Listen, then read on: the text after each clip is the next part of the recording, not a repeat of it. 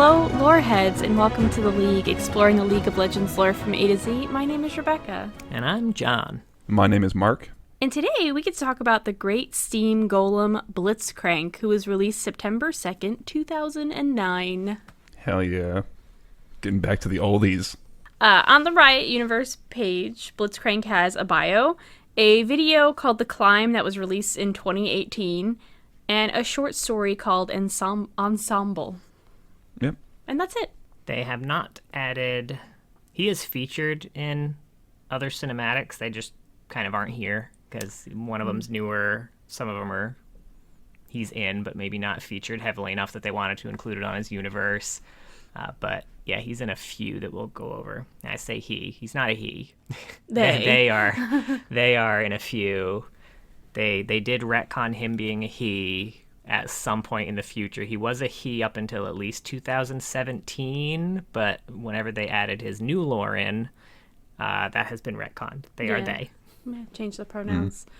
John has substantially more notes than Mark and I do because Blitz is also apparently in just an array of AUs. He also has notes about the original bios, which I'm excited to hear about because I never read.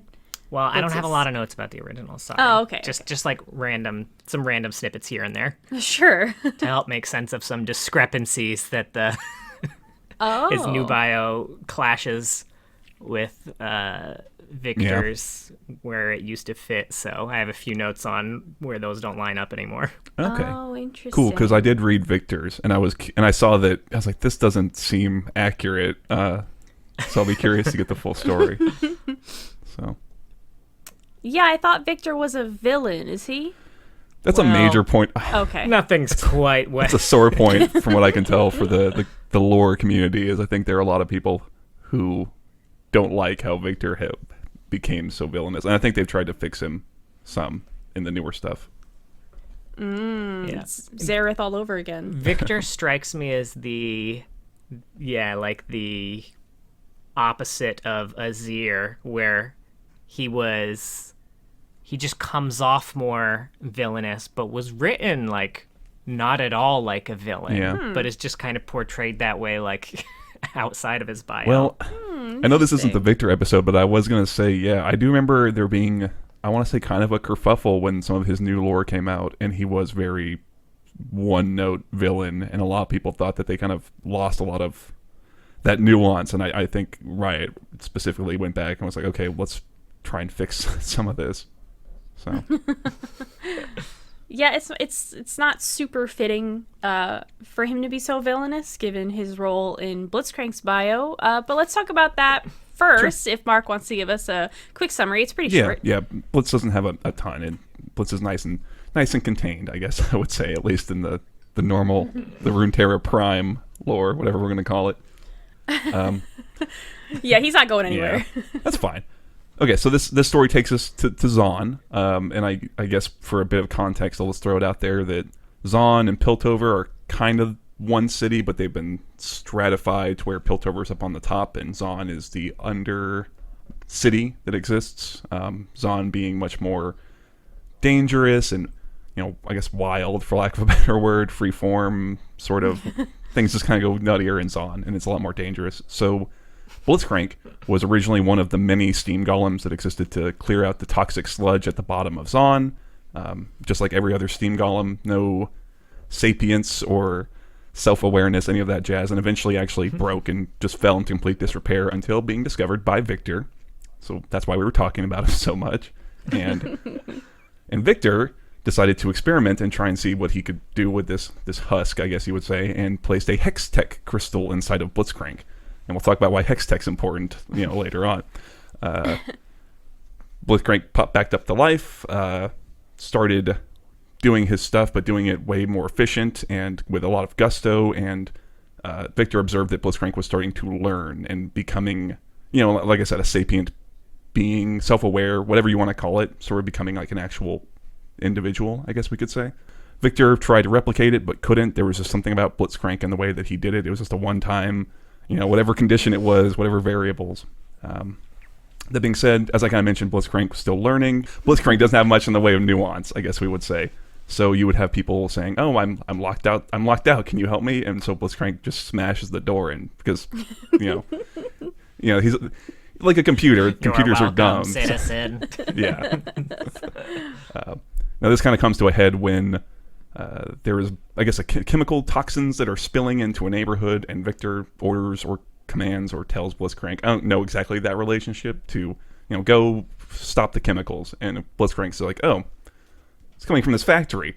I'll tear down this factory. That'll solve that problem right away in that very logical way. And he does. And then the factory owner, a Chem Baron, and we'll talk about Chem Barons as well, I guess, who owned that shit, was very unhappy. Comes up to Victor and essentially says, look, either you destroy Blitzcrank or I'll destroy you, I guess. Paid in blood, whatever exactly that means. Now Victor, being not a villain, decided, you know what, I'm going to sneak out Blitzcrank. We'll get Blitzcrank out secretly and protect Blitz from all that. But when he goes to do it, Blitzcrank's gone. And so Blitz is now just kind of roaming around Zaun, helping people in their particular way, but generally doing good. And that's kind of where it's left off. So, pretty straightforward. Nice and tight, like I said. It was nice to get a nice small story after all of these space celestial bullshit. Nice small scale. Yes. Yeah, very appropriately A robot. Scaled. Yes. Just trying to help people. Doing their best. Yeah, it's... there's not a ton of details about Blitz or we get some kind of hints at what we would say their personality is or that's developing there. It's a little hard to tell exactly how on the scale of completely robot to completely fully sentient sapient being Blitzcrank falls, but certainly more towards that far end, the latter. It was interesting. So they took a bit out of the bio that used to be in the old bio, kind of around his sentience, where in the old one it was less, that they were enhanced with Hextech ability and that's what caused the sentience, and more they were always like, I guess, just a little bit different and started tinkering with their own inner workings and being able to, I guess, ignore kind of more commands or like do their own programming, I guess. And at the end of I think it was the second bio. They've gone through 3 bios at this point. The launch bio, the somewhere around 2017 bio, and then this one. But I think it was the second one where they have a whole section about how Blitzcrank appealed to the Techmaturgy Council in order to be granted the title of sentient and therefore no longer like a golem or automaton, like get his like freedom as like an actual person or being. Interesting. That sounds a little familiar. I kind of like it. I don't know. I kind of like some of that aspect of it. The self-improvement stuff and him or Blitzcrank going through the proper channels, as it were. Like get official and everything. I don't know. Yeah, definitely. And I think the new bio, we mentioned a little bit how it doesn't perfectly align with Victor's anymore, because one of the big points of contention in Victor's bio is that another scientist is taking credit for building Blitzcrank where, Victor built him, which is not what happened in Blitzcrank's bio. Victor, for sure, like brought them back to life, but didn't build them. In the old lore was actually Victor that built Blitzcrank from scratch. Okay, that makes a bit more sense. I will say it does make more sense that there would be a lot of these things and not just the one Blitzcrank that existed. And so it does make more sense that he's not or Blitz is not a true one of a kind, creation, I guess, but just a nice happenstance. It definitely it's a little interesting too, because it's in the new lore and in the story too. It's kind of like Blitz is just out doing their own thing. They're helping people where they can. In the old lore, it definitely seemed like Blitz had wandered to, I forget whether it was, I think wandered to Piltover or something, or like the professor who was stealing credit for building Blitz like brought them to Piltover, but they were basically being studied as like, oh, why does this robot have sentience? He was kind of being experimented on and trying to figure out why this happened to this one robot. And I don't feel like that's happening in this new lore either. He seems much more like I don't know, superhero maybe. The beginnings of one, yeah. Yeah, it might be one of those things where Riot's trying to leave it more open, Probably. like they like to do. Yeah. To kind of see. Yeah, this was our first dive into Zaun as well. I didn't realize that it was beneath Piltover. Oh, really? No, I had no idea. I'd heard of both places, but I didn't know that Zaun was beneath Piltover. I find that very interesting. This is a weird story trope that I like. I really like hidden. I tend to like hidden underground cities, which Zaun isn't, but I still find it fun. Yeah. Yeah. Yeah, Zaun is really cool. I think Zaun is probably, if I was ever gonna play or run like a tabletop game that was in Runeterra, Zaun and Piltover I think are by far the best picks because they're very contained, and because of that I feel like Riot has to be very dense in fleshing it out and giving it a lot of things and flavor and details. Whereas with Shurima, Freljord, those kind of bigger places, they can just set up these really big epic, whatever conflicts, and it's like, okay, that does all the heavy lifting. But with Zaun, it's one place. It's like, so we've got to really put a lot of shit in there, and it feels very fleshed out, and I like that a lot. Yeah, it's our first city, really, I think, that we're exploring in the lore so far. Yeah, that's definitely true.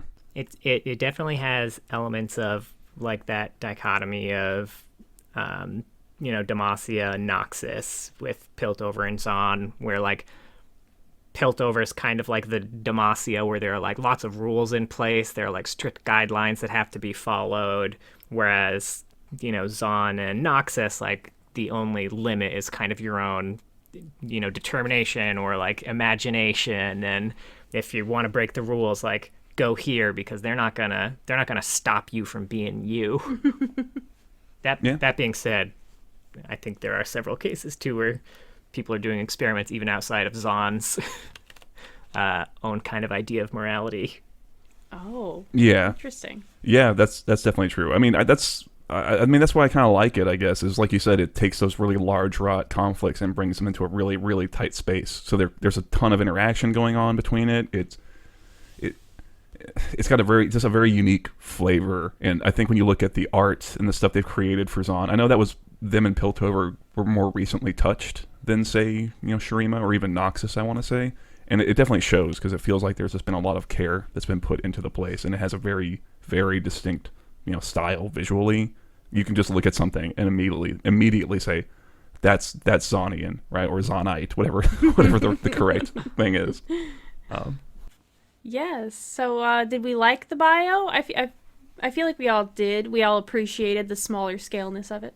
Yeah, I think it's definitely appropriate for Blitzcrank. I think there's some cool, or not maybe not cool is the right word, some pre-existing relationships you could pluck at for a future Blitzcrank thing. It would be nice to have a name for the Kim Baron, would be kind of the one thing I wish we had, was who was that Kim Baron, because that could easily be, they still probably want to kill Blitzcrank, right? That's a thread that's hanging out there. Yeah, and he can't exactly hide very well, I imagine. Doesn't seem to try to hide. Yeah. We don't have any Ken Barons in game for all that they're talked about. I feel like in a lot of the Zaunite champions lores, and I guess from seeing kind of, I think we see some of them in things like, maybe not the Barons themselves, but like goons of the Barons in like Echo's lore and things like that. I never heard of them. We don't really see much of Ken Barons. Yeah, I mean, John, you can help me in talking about them, I guess. But they're kind of like mob bosses, right? That's kind of what they serve as. Of Zaun, they're kind of the people who control most of Zaun. They describe them in that Zaun region thing on the universe as being the ones who kind of keep things from just going completely buck wild. Which I guess. I don't have much to prove that out beyond that one statement, but I guess we can assume that That seems like something the Chem Barons say. Yeah. Without us, this place would be buck wild, when in reality they're the reason that it sucks so much for so many people. Yeah. Yeah, that's definitely true. But again, like everything in Zaun, it's just really cool. This takes a very normal thing and just slaps that Zaun aesthetic on it. And it's real cool. And I would love to see one or have one as a champion. Because they're just neat. Everything is so fucking neat from this whole region. Yeah, that would be really interesting. There would be some good skins that could come from that as well, I feel like. For sure. So the video that's on Blitz's page, I think is just it was just like a 2018 season kind of hype video is what it sounded like. Yeah. I had never seen it, actually. Yeah. Oh, really? Huh. Yeah. Blitz just has a fun moment in it, and that's it. It's one of those like Cameo. fighting videos, but it was cute. And you don't see Blitz in videos that much. Yeah, he's been in like I think 2 real cinematics and then like a handful of animated cinematics. Yeah. Let's see, he's got the Wild Rift, and then I know the Race for the Cup one from, God, is that 2012? Season 2, was that God. it? 2013, yeah. 13, By the 13, animators of Legend of I see Korra too. and Boondocks. What? Yeah. Yeah, it was That is Studio neat. Mir, I think it was. Oh, I didn't know that. All right. Well, moving on to the short story. This was delightful. I feel like I hadn't had a delightful story in a while. It was a lot of fun. And like I liked how it was written. I liked that it was a nice simple story too. And I think there was a lot of things about this I actually really liked in terms of building on the things that his bio had set up. Yeah. Yeah. So who wants to do it? I think, Mark, were you going to do a summary of the story? I'm sorry, I didn't take any can. notes, actually. It is three lines long in terms of my summary. Oh, hell yeah. Let's go. Let's put it together. Very short. Yeah, Blitz is writing what they call the Rising Howl, which is a very large elevator. Because again, we talked about it's a big vertical city. So you take these massive. I don't know what the actual word is that they use for them. They but use they're the word big descender, elevator. the opposite of elevator. Descender. Yeah. Hey, you know what? It still makes it feel unique. Yeah, it's true. Massive descender, and this one's I've heard this name before in a few other Zaun stories, so this is like the big one, the Rising Howl. But he is writing it, enjoying the night air and the sounds of the machinery specifically. It seems like he likes to go and just listen to all of the precision of I keep saying he. Blitzcrank likes to go and listen to all the precision of the machinery kind of clicking and whirring. And while that's happening, the elevator suddenly breaks and just starts to fall into a free fall. And Blitzcrank, who's riding on it, actually riding on the outside, which is a really neat detail because they can't really fit in the first place. So they just go and stand on the outside. Pulls a Spider-Man and grabs a hold on the one, saves a kid who falls out from the thing with their rocket grab, puts a kid on the back, and then shoots the hand up and has kind of got stuck in midair and slowly, safely descends. Everyone's safe, and Blitzcrank saves everyone, and walks off to go do more Blitzcrank things. And that's really it in terms of the summary. Yeah. Yeah. Now, there were a few terms in here that I actually had to look up because I was unfamiliar with, and I wasn't sure if they were Zaun-specific terms or whether they were just real words that I didn't know. And I was half and half. Okay. Okay. So the first one that came up was cultivar, which was, I went through the Zaun page, and they actually had a section about these, but they're specifically isolated crystal houses owned by the wealthiest people in Zaun that contain trees and plants, and they're basically a symbol of power, and they have clean air, which is remarkably rare in Zaun. Yeah, that's a big deal. The other thing I had to look up was the instrument that the bard was playing, because I had never heard of that before. I honestly don't know how to pronounce it either. I'm going to go with chitaron. Sounds right. know Say it that with it a has- French accent. Chitaron. Yeah. But it has a different name that I think it's more commonly known by, which I forgot to write down. But it's basically it's a lute that reaches up to 6 feet in length, and it has 14 strings. It's got 6 strings, which are plucked on like a normal fretted keyboard, kind of like a modern day guitar, and it has 8 long single bass strings, which you'd play by plucking the hand. So it's kind of like a combination of 2 instruments in one, and it was massive. I went and actually found audio of this instrument being played, and I put it on while I listened because some guy is playing it on the elevator as it's going down. So I put it on while I was listening to it to set the mood.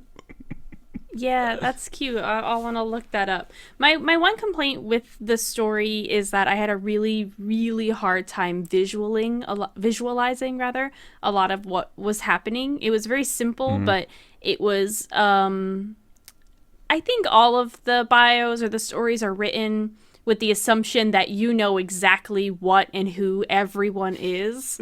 And I don't know if that's really the way to do it. I know they want to try to not be repeating themselves constantly and explaining the same things constantly, but like, John, you know the lore okay and had to look up some words about what they were talking about. So I definitely felt a little lost occasionally by like what felt like an info dump of terms that I'd never heard of before, and just trying to visualize this incredibly simple scene of Blitz riding down in an elevator.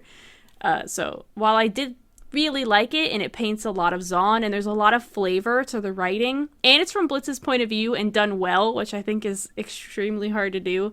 That would be my complaint, is I could not picture what the fuck was happening. Yeah, I think that's fair. Sometimes the geometry of the scene even is just a little unclear. It's a little vague. Yeah. You gotta make some assumptions. I will say, so one thing that I like that they do, especially when it comes to larger cityscape pieces like this, is on the pages for the cities themselves, they actually do have a lot of artwork that make visualizing this a lot easier. In fact, they do actually have a picture of the giant howl kind of descending that made this easier to visualize. So I like that a lot. Again, yeah, like it could probably do with, you know, for people that don't want to go to multiple different pages to figure out what they're reading about in the moment. It could be helpful, but I do like that they do add that option there in case you want to get a better visual. Yeah, I think it's interesting because when you first load onto the page on the Universe site, they actually will have there's a piece of art that shows, like this one, for example, this ensemble one has some Zaun, kind of like I guess where Zaun and Piltover sort of meet, but having that Rising Howl art probably would have been a lot better, so you can immediately see, oh, this is what it looks like, and I can figure it out from there, you know. Yeah. So I want to say, all right, a few things that I love about this right off the bat. First of all, Blitzcrank missing their hook like 2 times. That's what I was gonna say. Yeah. So relatable. That was like my one note, is that Blitz misses their hook twice before hitting it. Yeah. I really like how when Blitz is talking about the howl, they're always personifying it. Yes. Like, they always talk about the machinery, but they also use words like injured instead of broken. And they talk about how falling is the howl's worst nightmare. Just like a lot of kind of subtle things that show that Blitz understands this machine as more than just a machine. Yeah, that's a really good point. That's an excellent call out. Yeah, it adds a very nice layer to it in a way that's it's nice and subtle, I would say, as well. It doesn't feel very in your face with that. It just feels like a nice thing that's kind of peppered throughout, for sure. They're just showing you that the way Blitz sees other machinery is as brethren. Yeah. Yeah. So the other thing that I liked a lot was that the theme of Blitz gradually learning as they interact with more humans is definitely built upon in this story. So that they have a few lines specifically. One was when they, I guess, failed to catch the thing the first time, or like it lurched after they caught and saved the elevator. Everyone like screamed, and Blitz says, "Sorry about that. Statements of empathy can be reassuring to humans in crisis." Yeah, I love That's the line I have written. Really? Yeah. That's a good one. And It's then really another good. one they do is right near the beginning, they mention, "My metal plates clank as I clamber onto the howl, drawing stares from the passengers and what looks like a grimace from the conductor. My knowledge of facial expressions grows each day." It's almost like listening to Data in a way. Exactly, that's what I was thinking. That's true. So it's interesting that you talk about that, because my complaint kind of ties into that, in that I think there are instances of Blitz's voice being carried very well, and good line being that, like you said, statements of empathy, something that really echoes how you would think Blitz would think or kind of perceive things. And then there are some lines that it feels like I don't think really line up. For example, below us, the iron pinnacles of Zaun's towers and green glass cultivars glitter like candles in the dimming light. This felt a little too... I just didn't... Poetic. I had a lot of trouble... Poetic, yeah. I had a lot of trouble picturing Blitzcrank saying that. Yeah, yeah, you're right. I feel like it's not really bad. I just wish that there was more of that roboticism perspective kind of throughout this. It feels like sometimes it had, because it's all from first person perspective, that internal monologue has to do all that heavy lifting writing wise, and sometimes it can kind of work against that characterization of Blitz in some cases. I could see that. But it's pretty minor. Yeah, I definitely think the writer, which we forgot to credit, did anyone write it down? Rayla Hyde. Rayla Hyde. Rayla Hyde. Is it Rayla or Rail? I wrote E, but I think that name is familiar. We've read some of theirs before, so I thought it was maybe yeah, Rayla. Yeah. I definitely think they could have had more fun with being it from Blitz's point of view, because I do think that the writer did have some fun, but the entire thing should have kind of been in that fun robotic way that they, am I making sense? Yeah. Okay. Definitely. Yeah. I think another scene that struck me was when Blitzcrank winks at a kid. And I really would have liked something that was, instead of just saying I wink, something like I close my, one of my visual receptors rapidly in an approximation of a wink or something like that, Yeah. That kind of ties into their loss when you're doing co-op versus AI as Blitzcrank or against Blitzcrank, when Blitzcrank loses and they're like, my eyes are leaking oil or whatever they say to be like they're crying about losing. Forgot about your that. steam is escaping from yeah. But aside from that, again, it was a lot of fun for sure, and I liked that it was an action piece where we spent the majority of the whole text in that action sequence, that falling sequence, instead of it just kind of being a small section of it, which we've found to be the case in some other ones. Ooh, also real props to Zaun for when they get to the bottom. It seemed like almost instantaneously there was a relief tent set up and engineers already working on the fix. Like, they're on top of their shit down there. It's good for you, Zaun. Does that mean it falls a lot, or probably? Yeah, that's the real thing. I would be curious. I think it would be a really neat detail to see if it was a relief tent, but solely for the mechanisms. Like, who gives a fuck about those people? We got to keep this shit going and moving. That strikes me as very Zaun. But for the record, the descenders are technically hexadraulic conveyors. Oh. So there's that. Okay. Do we have anything more to say about the regular Blitz lore before John takes us off the rails? So off the rails. Oh, I'm down to get off the rails. I'm down to fall off the descender spiral rails. We mentioned Hextech, and I think Hextech's a pretty important thing. It's one of the central tensions of Zaun and Piltover is the Hextech as a fairly new technology, and it actually ties into Skarner, which is a fun little twist. Yeah. So Hextech is built around Hextech crystals. They're like super powerful magical batteries. You can do amazing things with them. They get them from Shurima, and if you go and read Skarner's, if you get them from Skarner's lore, what you find out is that the crystals they are using actually contain the kind of souls, kind of memories. It's a little vague, but something that's super integral to his whole race. The Brackern, I think, is what they're called. But they don't know that, so yeah, they're essentially taking these souls or memories or whatever you want to call them, consciousnesses. From the Brackern, from Skarner's people, and they're using them just to build out this technology. And I think it raises an interesting question as to is some of that rubbing off on Blitz? Like, is there any sort of, if Skarner and Blitz met, would Skarner recognize any sort of Brackern song, I guess is how they define it, or Skarner kind of describes it as a song that kind of carries through them. if he would see any of that echoed in how Blitz acts. I think it's an interesting question. Yeah, I like that. So the people using the crystals, they're unaware of how dark this is, or Yes, yeah. Okay. As far as I know, are you making that face because of Seraphine? Yeah, I am. Okay, I know. I knew there was some problems with Seraphine because in her lore initially they had it that she was aware, yes, and didn't give a shit.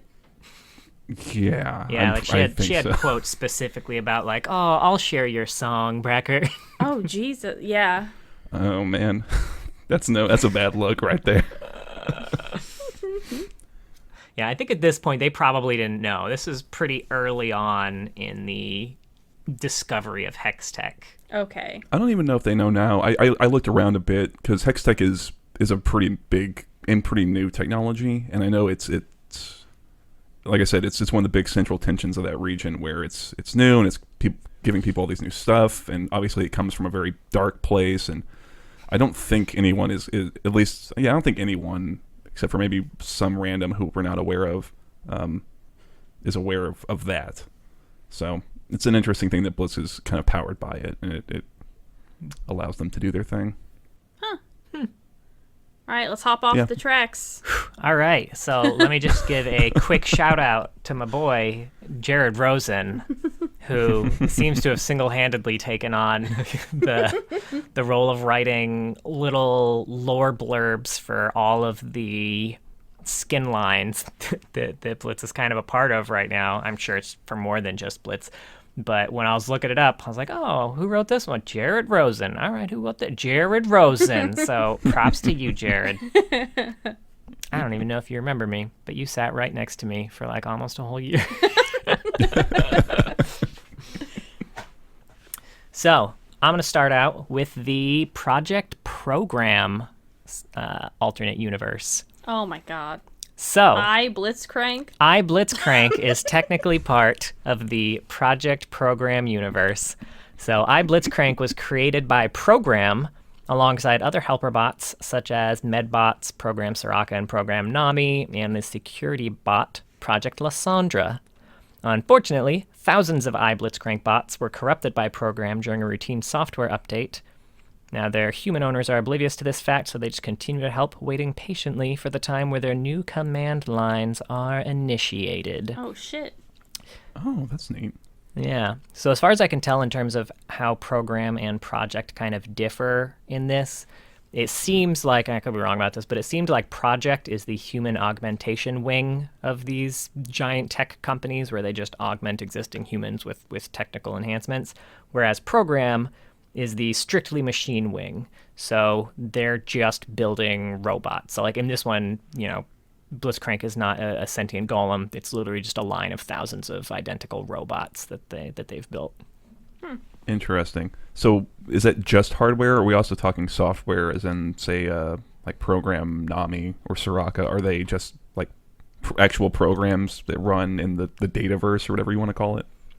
So my understanding is that they are robots that have programs kind of written by these companies to control what they do. Okay. So kind of both hardware and software element. Right. Okay. But no pure software.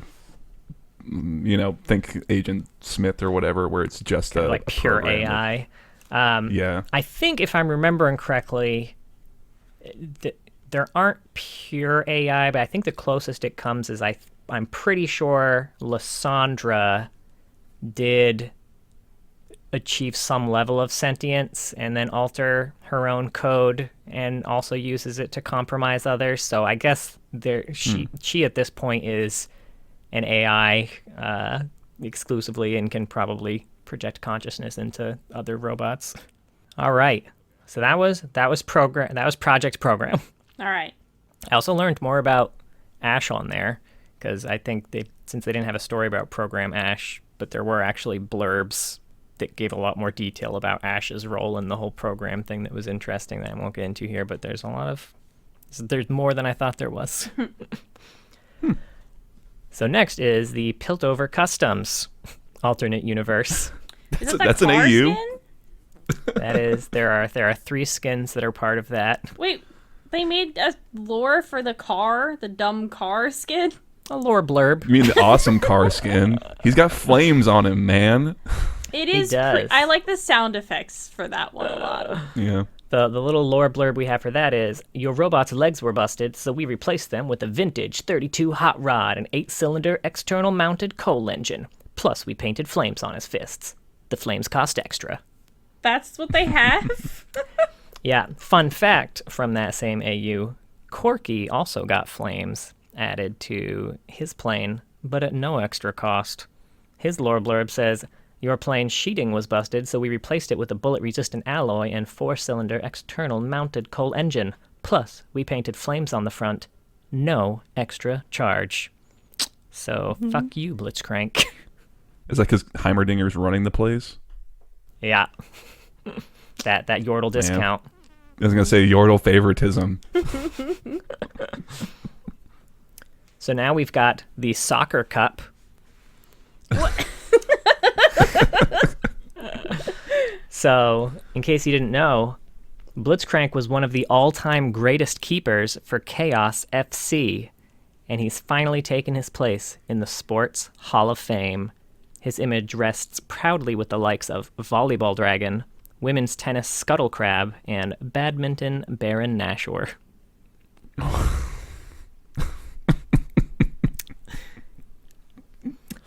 Next up, we've got Toy Box, which is actually the one that I want to see expanded on the most. Oh, which skin is this supposed to be for? So this one is for technically an unreleased skin. Oh. It made it to really? PBE along with 2 others in the same style, but only one of the 3 ended up getting released. Oh. And it's an Ori skin.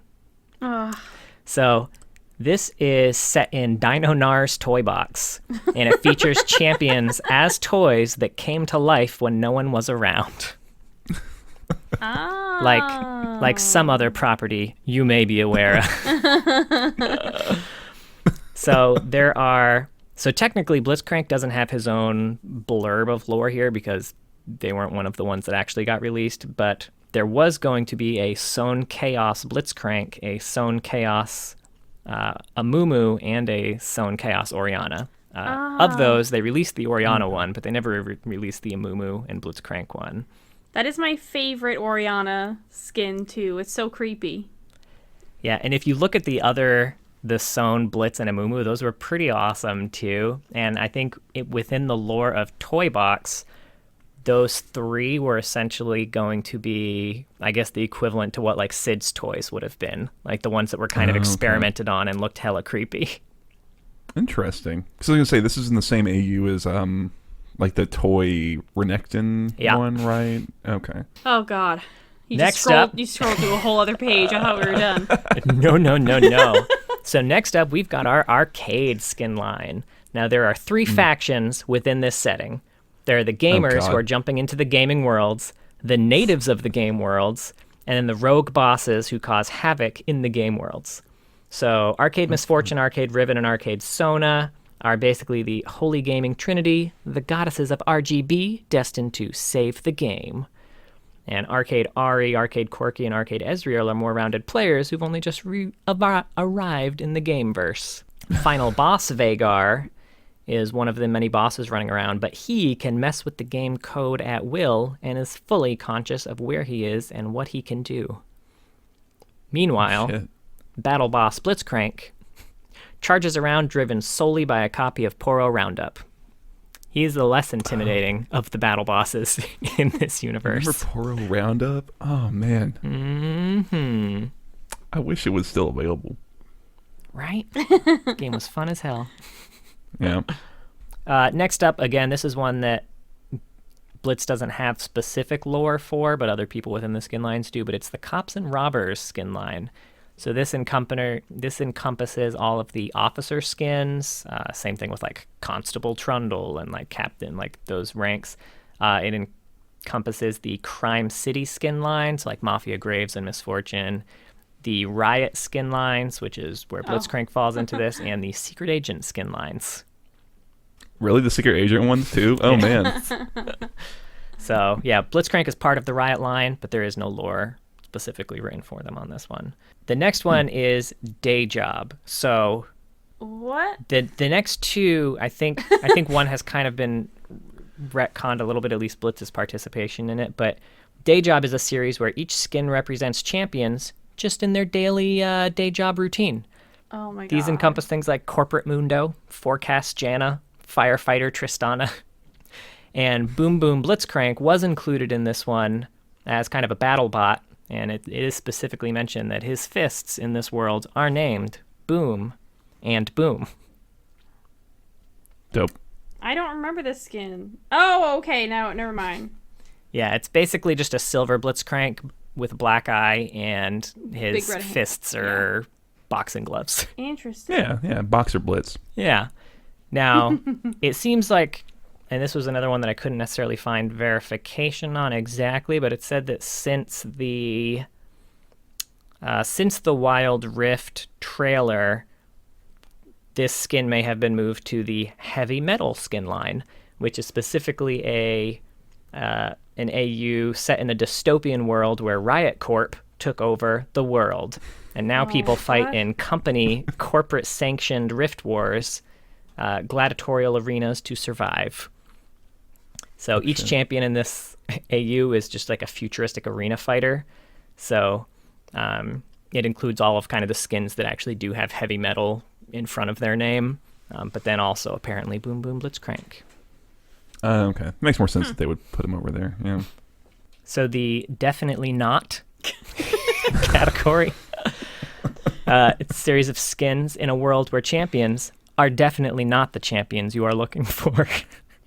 Did they really have to? Yep. Now, fun fact about this one. Okay, so it includes definitely not Blitzcrank, definitely not Vel'Koz, and definitely not Udyr, but it also includes Draven. It does not include Mundo, which I would assume would have been included for the same reason that Draven would, but it wasn't. Where does poor Mundo go? Probably still the harrowing Serial line. killer. Speaking of which, the next one is the harrowing line.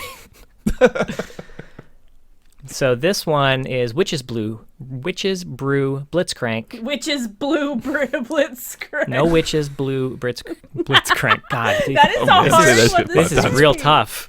Witch's Brew Blitzcrank. Okay, got it in one. So, once nothing but a simple cauldron, Witch's Brew Blitzcrank was enchanted and brought to life in order to assist Misfortune in her beguiling bewitchments. And that's it? Yeah. Huh. But what about Rusty Blitzcrank? I was going to say that, Mark. I could not find any AUs that Rusty Blitzcrank was The best skin. So the last one is Lancer. So Lancer is a series of skins set in a fantasy setting of ancient sentinels. Now each champion that's part of this is a mechanized knight created to protect cities from any threat. So Lancer Paragon Blitzcrank is a silent protector of the masses. The artificial paladin Blitzcrank was aroused from the earth by a bolt of mysterious white lightning. It now serves all honorable subjects, defending with true and calculated precision. Now, for those who are unaware of this skin line, this launched with 2 Blitz skins. One was Lancer Paragon Blitzcrank, the other was Lancer Rogue Blitzcrank. So he gets the villain and the hero side of this. Now, Lancer Rogue Blitzcrank is an ancient sentinel corrupted by mysterious black lightning. Rogue Lancer Blitzcrank mercilessly crushes provincial armies, destroying entire castles with kings still on their thrones. What causes its rampage is still uncertain, but for now, it seems to be following its dread protocol to the letter. Bum, bum, bum. So, now it's also, all obviously part of Academy Adventures, because everything It goes without saying. It's actually a little bit tied to the Bard one from last week. Blitzcrank was walking down the hallway with Ezreal when the whole Bard classroom started going crazy, and it surprised Blitz so much that, they static discharged all over Ezreal, which sounds dirtier than it is. John, you didn't have to say it like that. I did, though, is the thing. No, you didn't. I'm never going to see the Blitz R again, ever. I'm saying never again. Now, it is worth mentioning, if you look at the kind of wiki about High Noon, Blitzcrank is listed there as part of the High Noon universe, but if you actually read through the stories, I'm pretty sure that the part that they are referencing is when they mention that they talk about mechanical men built by human hands, but in the High Noon universe, Jin is actually specifically a mechanical man who was built to be an assassin. So I'm pretty sure that's what they're referencing, since Jin is actually definitely part of that that skin line, and to my knowledge, Blitz has no skins that would put him in that universe. Yeah. I know sometimes on the wiki, when there is a reference like that that's very vague, they will include a tiny little icon and a link to whatever it is. I don't know if you happen to... You might have to go look at the text on the wiki page to see where that's being pulled from. Yeah, I went through the stories to see if I could find an icon of Blitz anywhere, but I couldn't find it. So my guess is that he was listed as someone that was referenced before, people realized that it was probably Jin that they were talking about, and they were just he was never taken off the reference field. But if you're looking for a High Noon Blitzcrank skin, bad news. That sucks, because I saw that mention, and I remember Ash being an angel who ran on fucking Godblood, so I was really excited to see what Blitz's deal was. I know, right? Just everyone in that AU is a robot except for the robot. The robot's not a part of it. So we talked about climb a little bit. The Road to the Cup that we mentioned is a bunch of, if you haven't seen it, it's a bunch of professional players that are actually animated like their signature champions, and they're all kind of fighting each other to get to the top of the world, or the Champions Cup for that year. The Wild Rift cinematic is adorable in that we see Blitzcrank playing catch all by themselves. With a little golem just throwing the ball at the golem, and then Rocket grabbing the ball back and then throwing it again. It was so sad. Yeah. They were also in the Just One More animation, which I don't know if it was for a specific event or it was just kind of like a for fun thing, but it basically just is an animated cinematic with a group of friends who are sticking strictly to the Uno Mas rule of League, where they keep playing Summoner's Rift and losing, and then someone will stick up a finger with one more again. Oh, I remember that one now. I do too. I forgot Blitz was in it. Yeah. Huh. Yeah, so those are the cinematics that Blitz is a part of, and I think those are all of the AUs. Yay! Very well done. Take a breather. He has more AUs than regular U's. Regular use. Any more thoughts on Blitz? I would like to see Blitzcrank interact with a normal Steam Golem and see how that interaction goes. One who is just doing their stuff. I thought that would be neat. Yeah, I'd like to see. Yeah, because it is definitely implied that they did, but we didn't actually get to see it. Like when they added the hex tech, they're like, oh, and then he put them out and they cleaned along with the regular golems, and they outperformed the regular golems. But we didn't get to see it. Yeah, I mean, early days too. It sounds like Blitz was, more robot. Yeah, more robotic. So sure. But yeah, I'd be curious to see that, and it would be a nice way of kind of highlighting how different Blitz has become, and maybe give Blitz some reason to look internally and really reassess their purpose and what they're doing. That would be a nice next step for Blitz as a character, I guess, or at least I could see it being that. Yeah, I think so too. Yeah. And I was gonna say, not really related to Blitz, but I know sometimes when we hit a champion and it's their first time in a region, we'll kind of go into the region. But I think that we shouldn't do that with Zaun, because Zaun is super fucking dense, and on top of that, Blitz is not maybe the best champion to explore it through. Blitz is very, very self-contained in what they're doing. So this is not the Zaun episode, I guess I would say. I agree wholeheartedly. I think we get a glimpse of the aftermath of all the shit that went down in Zaun by just the fact that Blitz needs to exist in the first place to clean up all of this chemical waste and shit. But yeah, I am excited to get to a champion where we can dig into that great schism. We good? Yeah, I give Blitz a big thumbs up. Yeah, me too. Blitz was really Two fun. robotic thumbs up. Yeah. Yeah, he was a good one. So that's Blitzcrank. We have done it. Thank you so much for listening. Please, rate, review the show on iTunes if you can. That would help us out immensely. And join us next week when we get to talk about the Burning Vengeance brand.